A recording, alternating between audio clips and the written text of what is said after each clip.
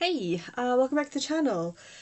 Yes, I am in the same location, wearing the same t-shirt that I have for at least the previous two videos.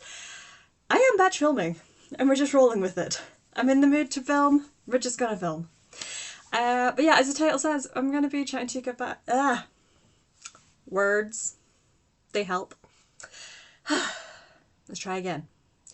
I'm gonna be chatting to you guys about some of the books I read. I've been going through this, sort of started this little series called Recent Reads where I talk to you guys about the next 5 books that I read.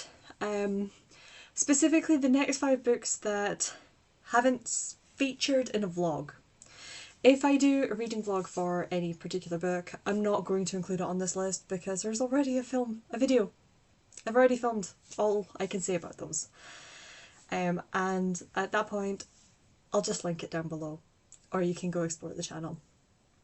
So, with that said, here's the next 5 books I want to chat to you guys about that I haven't spoken about in any other capacity. The only exception being tags.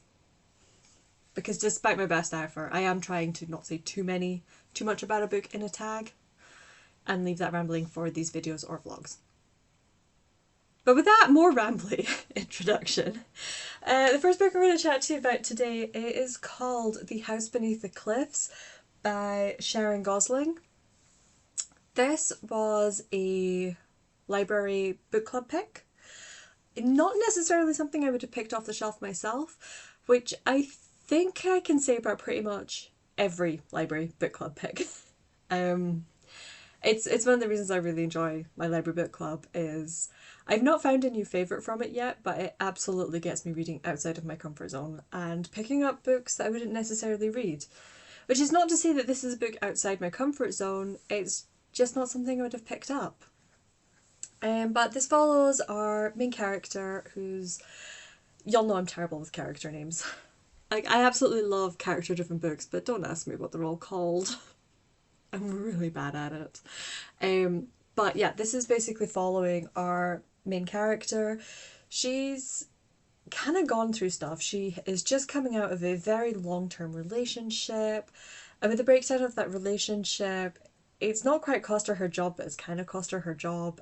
She's been working as a chef in, I think a restaurant, quite a fancy restaurant down in London, or around about there. She's very recently lost her dad, and she's just gone through a really tough time. With the loss of her dad comes an inheritance, however, and that inheritance is enough that she can afford to just say, I need a clean start. I need a fresh break. And that's exactly what she does. I apologise if you hear Maisie, she's in a mood. Where was I? Yes, clean start. That's exactly what she does. She buys this tiny little cottage on a tiny little village on the northeast coast. I can't remember off the top of my head exactly what this village is called right now, but it is an actual village that exists, and it's about half an hour along the coast from where I grew up. So it was really interesting, and it was really fun reading about an area I'm very familiar with. But yeah, once she gets there, thing is, she bought this tiny little cottage without actually seeing it. She just saw the listing. Her parents had waxed lyrical about this little village from previous holidays, and she just went, there, that's where I want to go. So she arrives, and the cottage is, well, it's livable. Just. And yeah, it's very much, it's a slice of life, cozy, contemporary read. Gosh, I can't even remember what I rated it. We, in book club, we give them popcorns. We don't give book star ratings, we give them popcorn ratings. I want to say I gave it sort of like 3.5 to 4 popcorns. I think this book ticked every box it meant to. It did everything it said it was going to, and everything, it covered and did everything you want this sort of book to do. Ultimately, it is a book about a community coming together and everyone chipping in. We have a little bit of tension. The majority of the people living in the village are what we would call outsiders. No, very few people were born and raised in that village. In fact, only one person in the village was actually born in that area. So it has a bit of contention there where this is very old man. He is convinced that he should be the rightful owner of our main character's property, but through legalities and things that happened in the past with the previous owner and the previous owner's family, he doesn't. And he's kind of bitter about it. We have relationships blooming and forming. I really liked that we had our character had a relationship with, you can't even really call it a relationship. They had a friends with benefits arrangement with this other guy who was very much, he was just there for the summer working on the boats before he went back home to Australia to take on his family farm. And I really liked that they communicated really well with each other. This is just a friends with benefits. Neither of us are looking for more. Neither of us are planning on falling in love or anything, and they don't. Something happens that, the author, like through a plot twist, could have contrived it to make them stay together, to keep him here or have her go off with them. But she didn't. She stuck to her guns and went, no, that wouldn't work. That's not true to either of the characters, and I like that she stuck to her guns about that. It's a contemporary.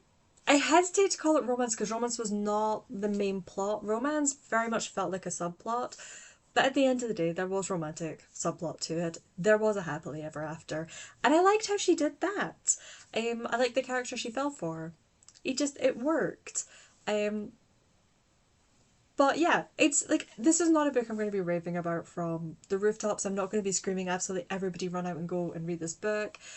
But if you are looking for just a cozy, wholesome Hallmark film of a book, it's a Hallmark book.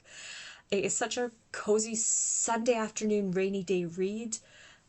If that's what you're looking for, this is the perfect book. It's pure escapism. There's tensions, things go wrong, but ultimately the stakes are relatively low. Apart from that one time where the entire village... Well, spoilers. But let's just say something really bad happens to the village. But you know that everyone was fine in the end and they all pulled through. And it was just as a shining example of community spirit and just being neighbourly and everyone looking out for each other. And yeah, it was a wholesome, warm-hearted, cozy read. And yeah, I read it on a very rainy Sunday afternoon and it was perfect for what I needed it to be. It did everything I needed it to be. So yeah, it's not going to be a new favourite, but I still had a really lovely time reading it. After that, I read the 9th volume in the graphic novel or comic or manhwa version, adaptation, whatever, of Moldao Zushi, which is the Grandmaster of Demonic Cultivation. It's volume 9. Do I need to say very much about it? What is the Untamed? Gosh, you've never heard me talk about the Untamed on here before, have you? Yeah, the Untamed, it's ancient China fantasy, cultivation fantasy,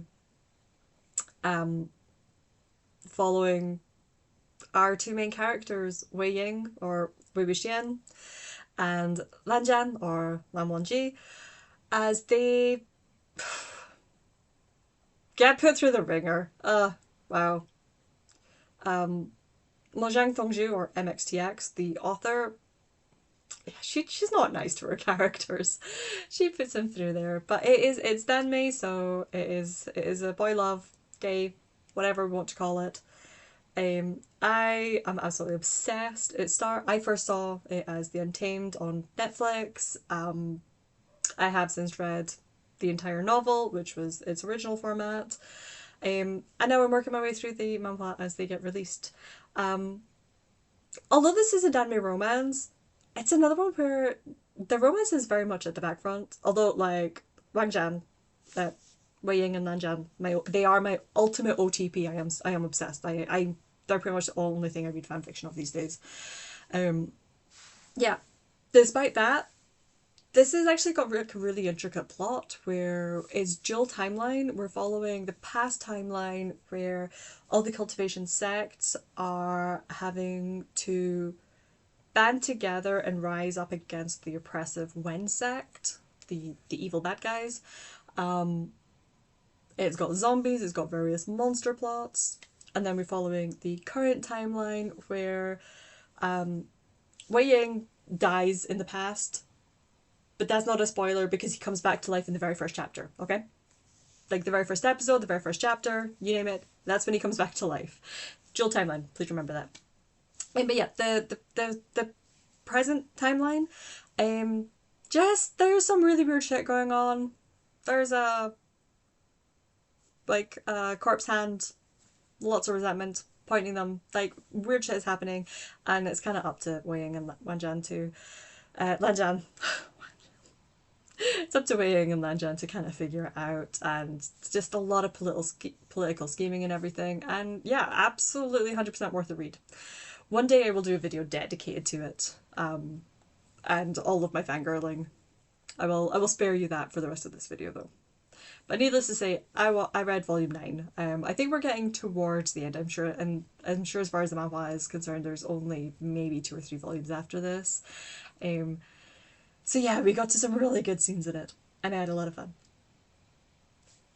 Next up! Next up I read The Forgotten Beasts of Eld by Patricia A. McKillop. And this is one that has sat on my shelves for so long. Which is ridiculous because it's quite a short book. It's only got, let's see, what does my spreadsheet tell me? I have my spreadsheet open, which is why I keep looking over here. But it has, Beasts of Eld. Apparently it has 343 chapters, pages. I'm sure that's wrong. That is, I've typed that in wrong. I think it might only be 243. That makes more sense. It is a very short book. It was written in, gosh, when were you written? The 70s? Yes, it was written in 1974, so this is proper old school classic fantasy. And it is basically about this woman who, she's been raised up in the mountains, but has been on her own for quite a long time. She's quite a powerful sorceress in her own rights. And her main purpose in life, what makes her happy is she calls and collects animal companions, but these are not just bog standard animal companions. These are like legendary creatures of, like mythical creatures of legendary. Like you name it. We're talking like the most epic of lions. There's, oh gosh, off the top of my head, I'm really struggling to name. I can see all the animals, but I'm struggling to name what they are. But there's like giant eagles, you name it. And there's this one creature who, every time she tries to call it, it just doesn't answer. And it's the only creature who's been able to resist her call. Because if she thinks, or uses her magic, or thinks hard enough, she can call anything or anyone to her. And then one day, because she's started to build up a little bit of a reputation as being sort of like this witch sorceress who lives up on the mountain. Neither good nor bad, she just is. And I really loved that about her.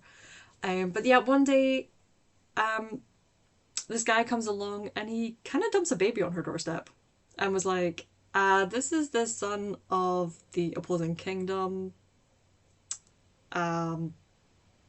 Yeah. That dude had it with my sister and my sister ran off with someone else and now you need to protect the baby for me. That's basically how the conversation goes. And she's sitting there going, what, holding the child like, what do I do with it? This is not the sort of animal I raise. Like, she has no maternal instincts whatsoever. And I love that a book written in the 70s by a woman is showing that, you know what, it's okay if you don't have instant maternal instincts and feelings about every tiny little child. Motherhood is not for everybody, and there is no such thing as a perfect mother. I really, really liked that theme in the book. But yeah, she goes down the hill a little bit and comes across like this like hag-witch older woman, and they have this beautiful friendship together, and yeah, together they manage to kind of raise this child. And then the dude who dumped it comes back and like more shenanigans ensues. It was a weird book to read. but I had a lot of fun with it. It didn't take itself too seriously, but in some ways it did. It was very quick paced. I really enjoyed, again, this is a character arc book. I say again, I'm not sure I've said that this time, this video. But that character arc is a phrase I've used a lot today.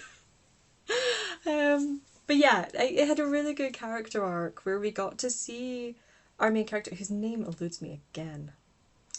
But we saw her go from very isolated, really not knowing how to socialize and interact with other people. And we saw her learn and grow throughout that. And she got to explore so much feelings that she'd never really come across. She got to explore what it meant to be truly angry. She got to explore what it meant to fall in love. Because being isolated and very content in her own, to just be on her own with the various animals, they're not emotions that she'd really had to experience. This character was definitely neurodivergent. And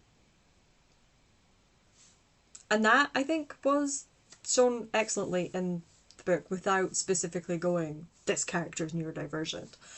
And yeah, just had a really good, wonderful time reading it. What's next? Okay, the next 5 books I'm not going to talk about because they are the 5 books that I read in my 24 hours of reading. I'm filming this video very late. I think I've still got like another 2 videos after this of recent reads. So be prepared, guys. Don't know when you're going to get them, but they are coming. I have been reading. But yeah, like, okay, the next 2, these ones are going to be fairly quick, I think. So I'm fairly certain I have gone on record saying there is no such thing as a guilty read. I will very openly and quite proudly put my hands up and say I read a lot of fan fiction. And that is one of the most looked down upon mediums of reading, I guess.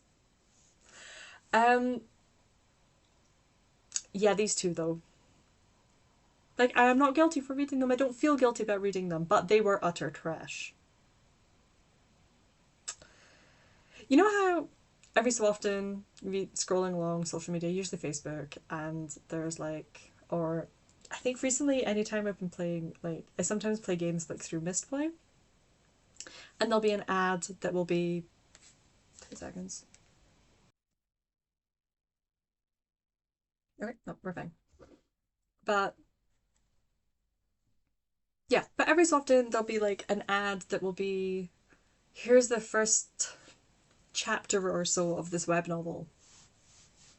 And you'll read through it and then it'll try to take you to a link where you have to literally pay for every chapter. Yeah, I came across 2 of those and I managed to find them both online for free, so I read them.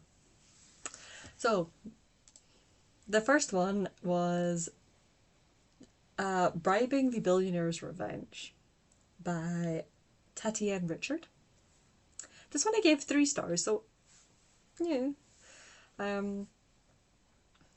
Yeah, that's what my spreadsheet says.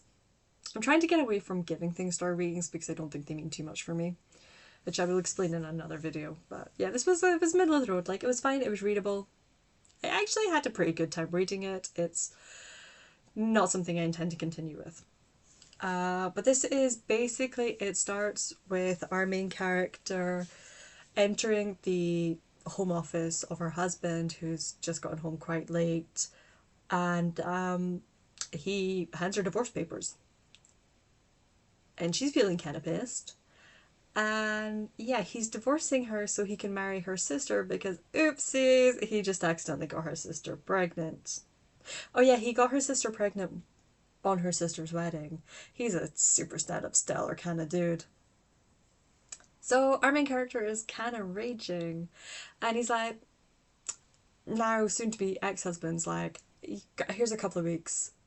We're going away for a couple of weeks. Get yourself sorted out. With the prenup and everything, she gets to keep the house. Whilst stellar ex-husband and really shitty sister are always what is essentially on their honeymoon, she is constantly being bombarded by texts and phone calls and emails from them because they want the house. The house that our heroine had specifically picked up and pictured raising a family in. They wanted, because doesn't your niece or nephew deserve to live in your house, your perfect family home? Yeah, our main character, she's proper raging. So she manages to get in contact with a business rival of shitty ex-husband, and together they scheme to take him down. And then their relationship blossoms from there, obviously. She ends up with there. So yeah, that was that one. And then there was what I thought was going to be just like a really fun, ridiculous fantasy romance. Again, I actually, this was not one of those ad ones. This one I think was like 99 pence on BookBub or something. So I was like, you know what? I'm just in the mood for. That's just where my brain was. I just needed trash, literally, no thoughts, put it all out of your brain book. So this one was called Deal with the Demon by Amy Wright. I'm honestly, I don't know if I'm proud or disappointed in myself for finishing this book, because it was kind of terrible. It was truly terrible. Our heroine, I struggle to call her a heroine, but our main character, she is in financial straits, dire straits. Basically, she's looking to make some money, and pretty quickly, for plot reasons that I can't remember.